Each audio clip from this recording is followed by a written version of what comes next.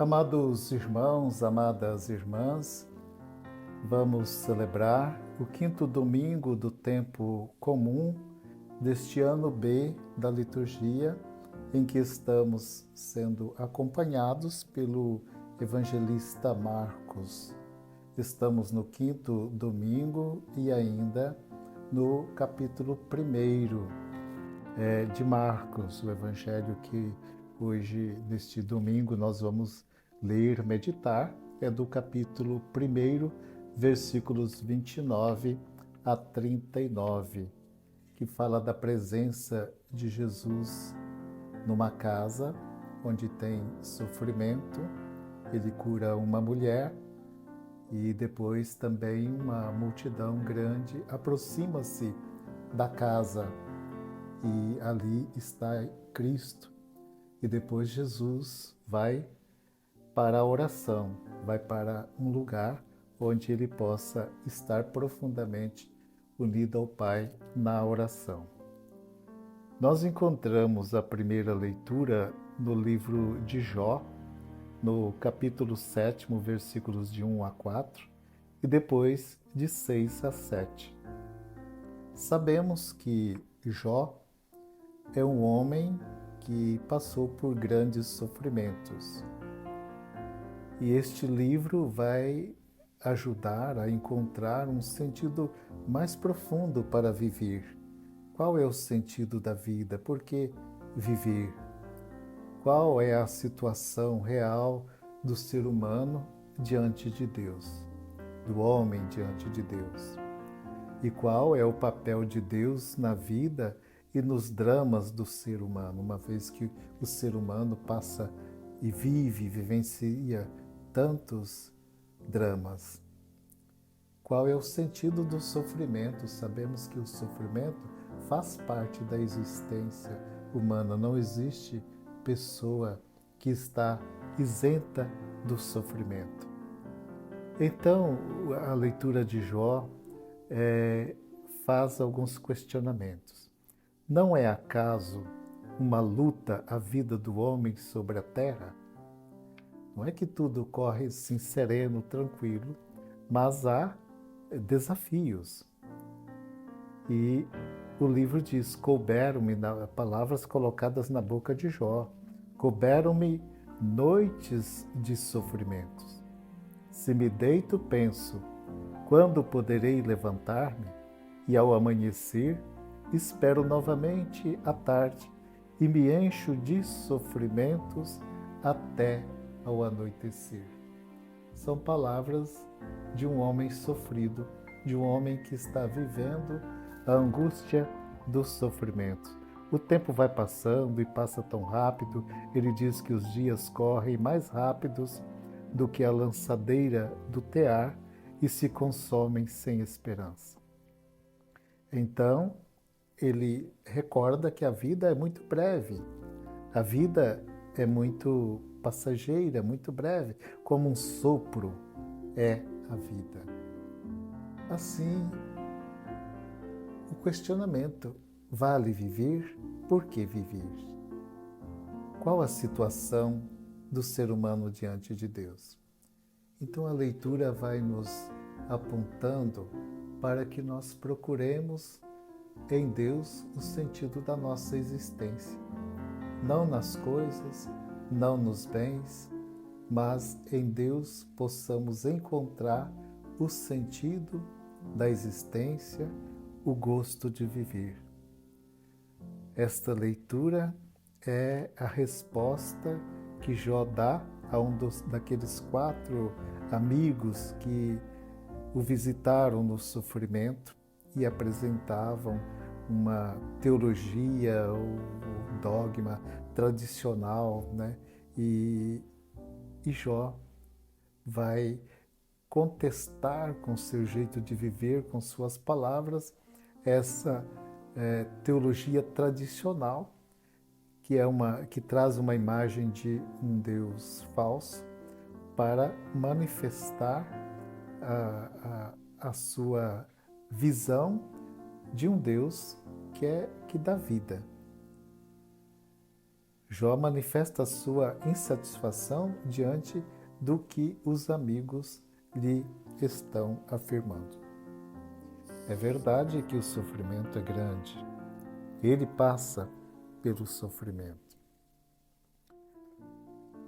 No Evangelho que nós vamos ouvir, nós encontraremos Jesus exercendo um ministério de cura, um ministério terapêutico.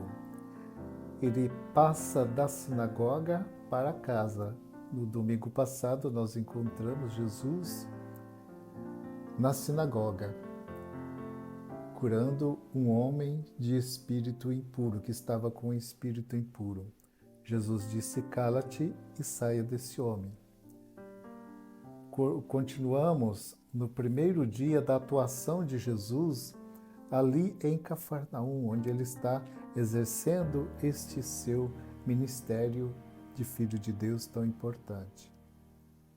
Não podemos desligar este relato deste domingo de hoje, em que Jesus cura a sogra de Pedro, daquele relato do domingo passado. Não podemos desligar.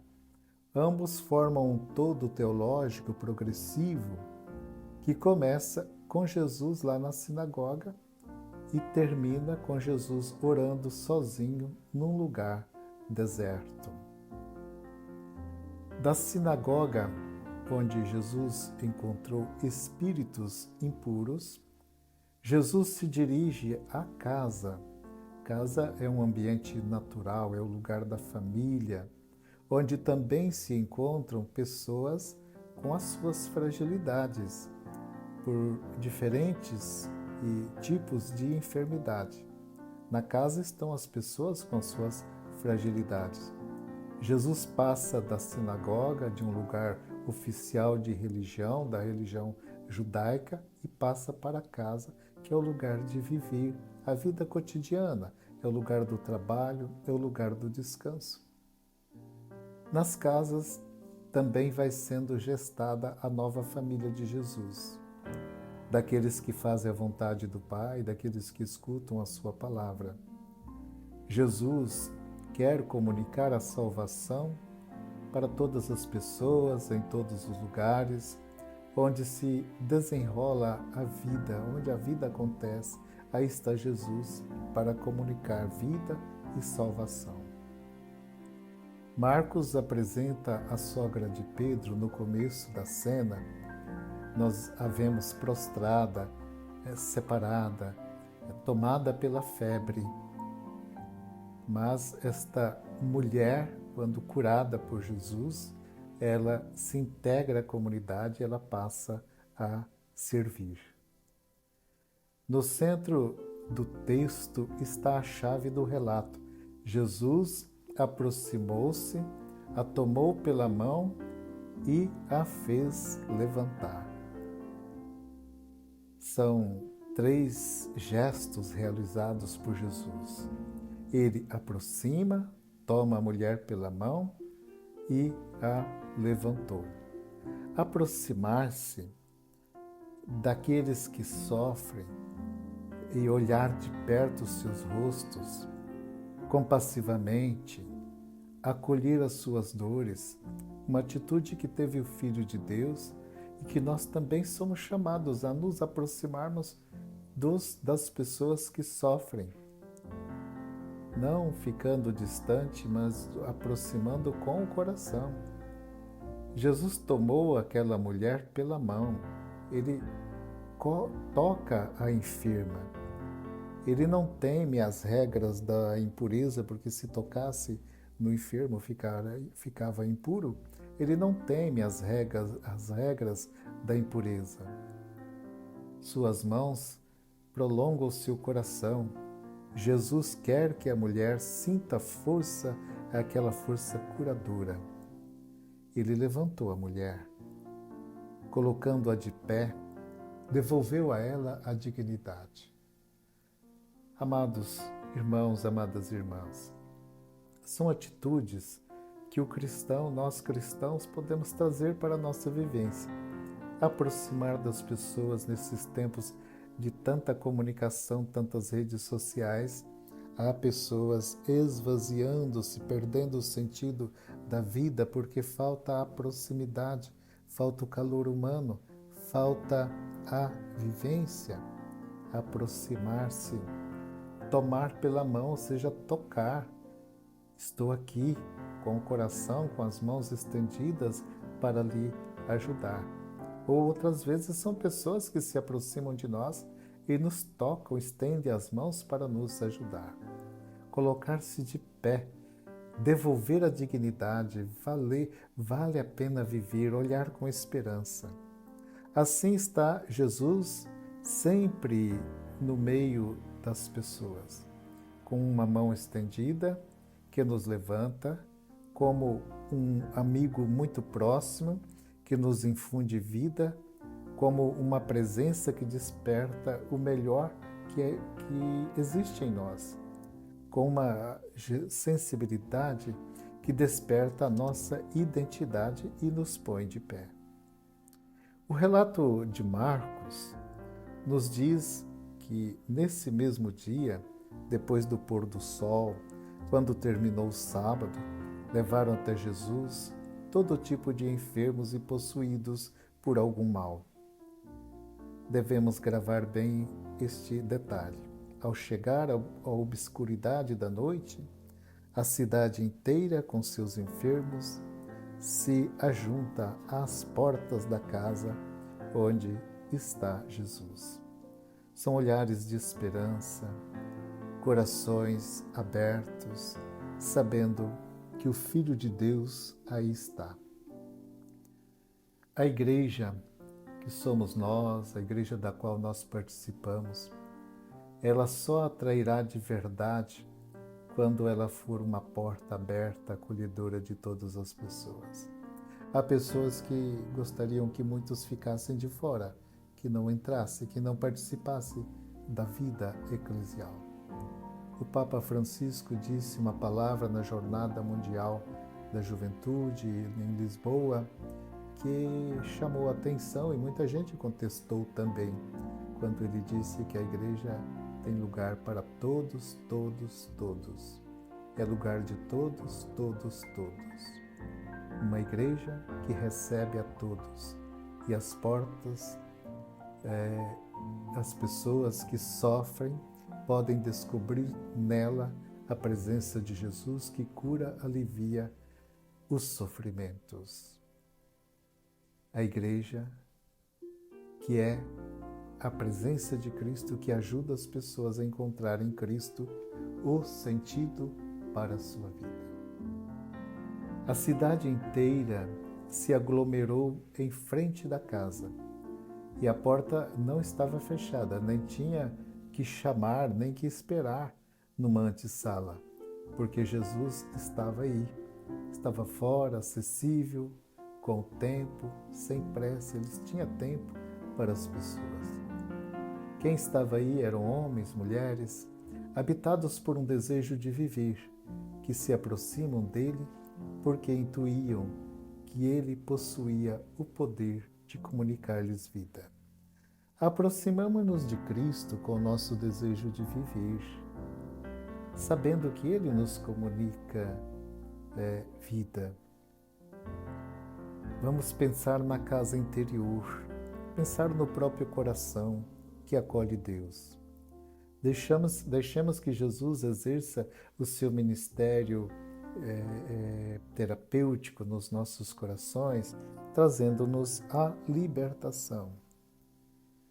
Nesse sentido, a casa torna-se então templo do Espírito Santo, a vida torna-se templo do Espírito Santo, pois ela nos ajuda a fazer contato com as nossas moradas interiores, lugar da intimidade com Deus, espaço da contemplação, ambiente de discernimento. É do interior habitado por uma presença divina que brota o impulso para a saída de si, para servir, como fez aquela mulher que fora curada por Jesus. É deste coração, habitado pela presença de Deus, que desperta o desejo de viver e de encontrar-se com as pessoas. Sejamos uma casa cristificada, habitada por Cristo, onde a mão estendida dele se revela como um gesto contínuo, sinal visível de um coração compassivo e acolhedor. O Evangelho nos falou no final, dizendo que Jesus, quando foi encontrado pelos seus discípulos, ele estava em oração. Jesus lhes disse: vamos a outros lugares, às aldeias da redondeza.